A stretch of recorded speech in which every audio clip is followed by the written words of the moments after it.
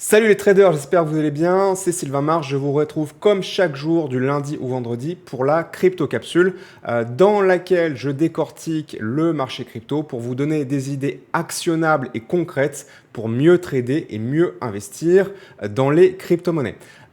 Sans transition et sans perte de temps, aujourd'hui j'ai envie de commencer la semaine en faisant un petit point tout simplement sur Bitcoin et sur l'état du marché crypto en général, puisque ces derniers jours il s'est passé quelque chose d'assez intéressant qui commence un petit peu à nous redonner de l'espoir et j'espère vous redonner un petit peu dans cette vidéo d'optimisme sur la suite des événements. Vous savez que si vous avez suivi un petit peu le marché cette année, eh ben, on a quand même beaucoup souffert. Certes, on a eu une très belle impulsion en début d'année 2024 suite à l'approbation par la SEC américaine des ETF Bitcoin qui ont pumpé qui ont poussé le prix de Bitcoin à la hausse de manière quand même assez violente.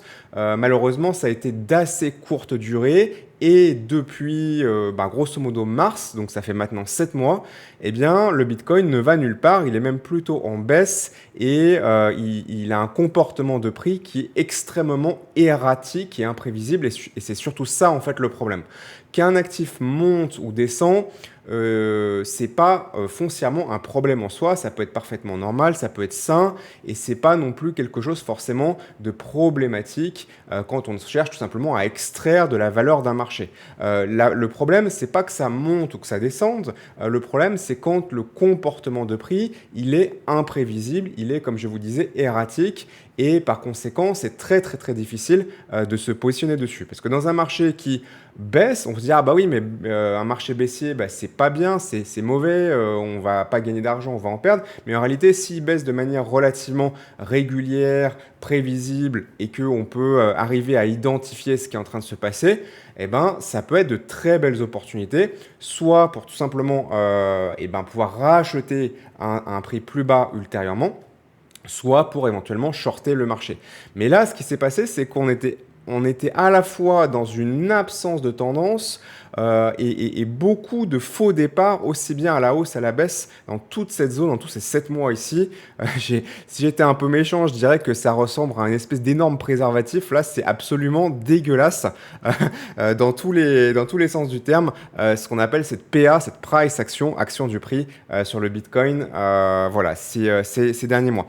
Donc c'était juste pour recontextualiser un petit peu. Donc si vous n'avez pas gagné d'argent, si vous en avez perdu durant cette phase de marché, c'est normal, ne vous culpabilisez pas, ne vous dites pas, oh là là, je suis nul, tous les autres ils gagnent de l'argent. Ne croyez pas tout ce que vous voyez passer sur Twitter ou tout ce que vous voyez passer sur Instagram. Je peux vous garantir que la grande majorité, y compris des professionnels, ont perdu de l'argent et parfois massivement durant cette phase de marché. Et encore une fois, il n'y a pas à s'en vouloir outre mesure. C'est une des phases de marché les plus difficiles que moi j'ai pu observer sur le Bitcoin et les crypto-monnaies depuis 2016 que je trade activement sur les cryptos. Depuis 2013 que je connais le Bitcoin, mais depuis fin 2016 que je trade et j'investis activement dans les crypto-monnaies. C'est probablement la phase de marché la plus difficile que j'ai pu observer. Donc maintenant aujourd'hui, qu'est-ce que je voulais vous dire un petit peu sur l'action du prix local qui commence un petit peu à donner des signes intéressants. Je dis bien commence, il y a encore certaines choses à valider que je vais vous montrer dans les prochaines minutes. Donc les signes intéressants d'un point de vue un petit peu plus macro, c'est comme je vous l'avais dit la semaine dernière, je vous avais fait un petit peu cette espèce là de simplification un petit peu de l'action du prix du Bitcoin ces derniers mois, qu'on avait eu des creux de plus en plus bas, ce qui indiquait voilà, une tendance plutôt baissière, des sommets également de plus en plus bas, et le tout dans une espèce d'espèce de range baissier très imprévisible où on croit que ça part et puis non, puis en fait on croit que ça part à la hausse et puis en fait non, puis on croit que ça part à la baisse puis en fait non, etc. avec des supports qui sont cassés, des résistances qui sont cassées, mais sans être suivi d'effet, j'ai envie de dire. On a eu un premier signe encourageant, mais sur lequel il fallait être encore un petit peu méfiant, début septembre, donc il y a un mois, avec ce premier ici creux plus haut que les précédents, d'accord, et qui s'est ensuite davantage confirmé avec un sommet ici qui est légèrement plus haut que le précédent. Donc ça a été le premier changement de structure positif qu'on a depuis, voilà, depuis mars 2024. Mais maintenant, évidemment, ce n'était pas encore suffisant. On a eu une baisse ici assez finalement courte, hein, 2 journées de baisse, mais qui ont été assez violentes, hein, puisque sur le Bitcoin, on a rendu en seulement 2 jours, s'il veut bien me laisser dessiner, voilà, merci. On a rendu 8% en 2 jours. Alors, on va me dire 8% pour les crypto-monnaies, c'était pas si énorme que ça, mais sur le Bitcoin et dans une phase de marché peu volatile, quasiment 10%.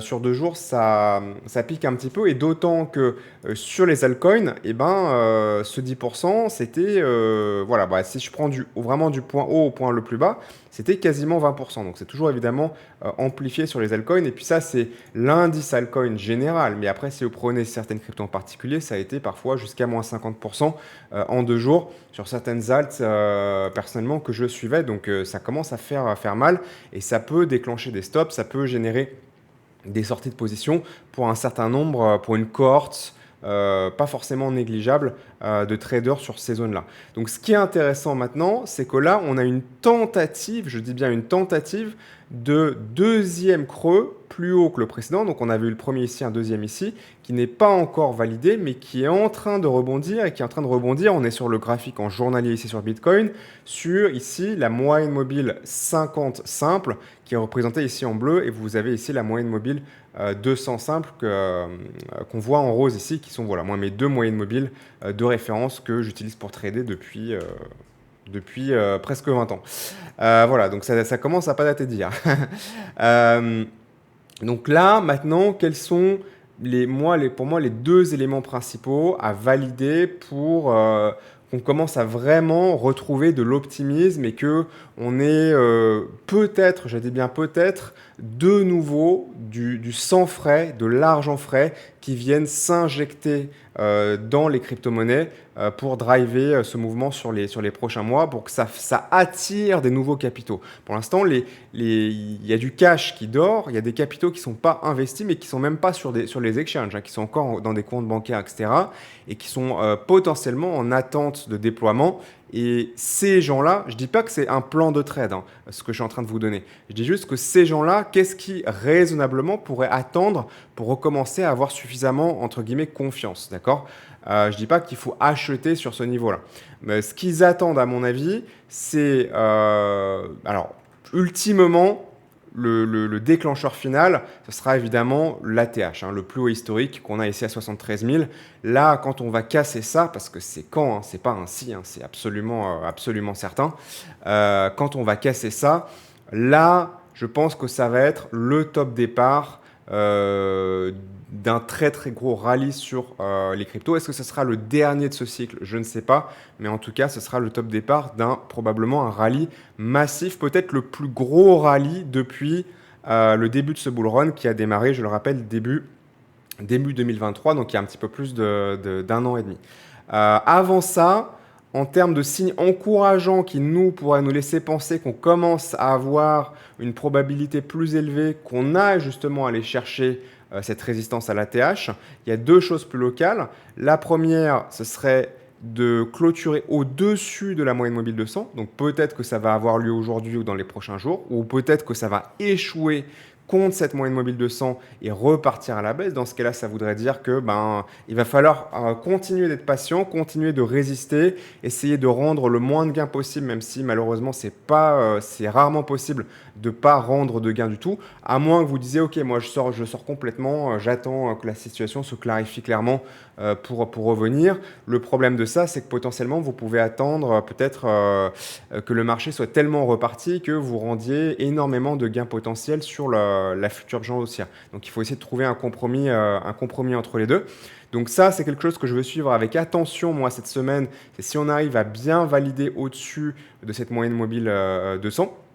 Et ensuite, ce qu'on pourrait éventuellement observer, si ce scénario-là se produisait, c'est un retest de la moyenne mobile 200, mais en tant que support plutôt que résistance, ce qu'on appelle un flip en anglais de résistance en support, d'accord? Et ensuite, pour aller chercher de nouveau casser le précédent sommet. Et là, la probabilité qu'ensuite on ait un effet magnet, on ait un effet aimant pour aller retravailler et retester la TH sera beaucoup plus important. Et ce qui est intéressant, c'est que potentiellement en termes de timing, ça nous emmènerait plus ou moins vers les élections américaines qui sont le 5 novembre et qui potentiellement pourrait être un driver qui donne suffisamment de puissance au marché pour ensuite aller qu'on aille véritablement casser ce plus haut historique et ensuite entrer enfin de nouveau en découverte de prix sur le Bitcoin. Découverte de prix, c'est-à-dire qu'on travaille sur des prix qui n'avaient jamais été atteints précédemment, puisque pour l'instant,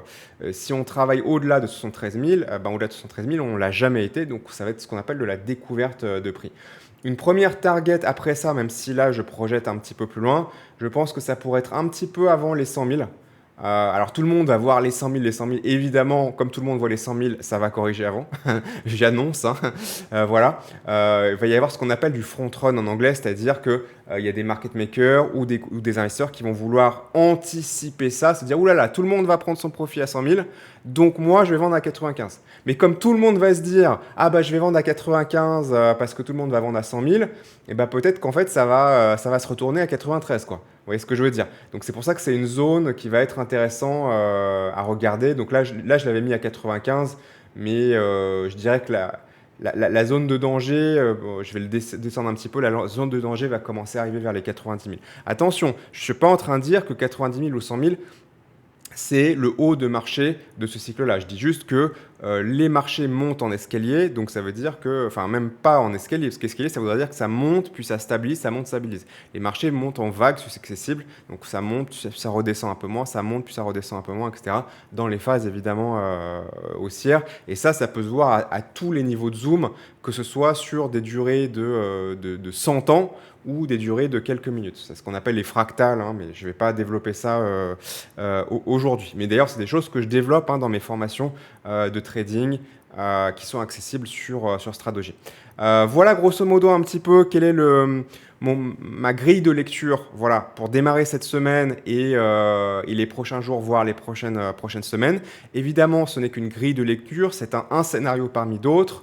Mais c'est absolument pas une garantie que ça va se produire, mais ça permet de prendre de meilleures décisions puisqu'on ne peut prendre de bonnes décisions, de décisions rationnelles en trading que si on a un plan de trading. Si on n'a pas de plan de trading, on est complètement ballotté par les émotions et comment dire l'influence émotionnelle des marchés et ça nous fait généralement acheter au plus haut et vendre au plus bas. Donc pour contrer cette tendance naturelle, il faut avoir un plan qui dit voilà objectivement moi c'est là où j'entre et objectivement c'est là où je sors. Et ça permet d'éliminer une partie, pas tout évidemment, mais une partie de certains biais émotionnels qui peuvent nous jouer des tours en trading, en particulier sur les crypto-monnaies, puisque comme tout bouge encore plus vite sur les cryptos qu'en bourse classique,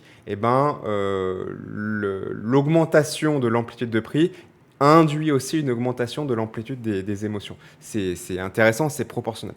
Voilà ce que j'avais à vous dire pour aujourd'hui. Dites-moi un petit peu ce que vous en pensez.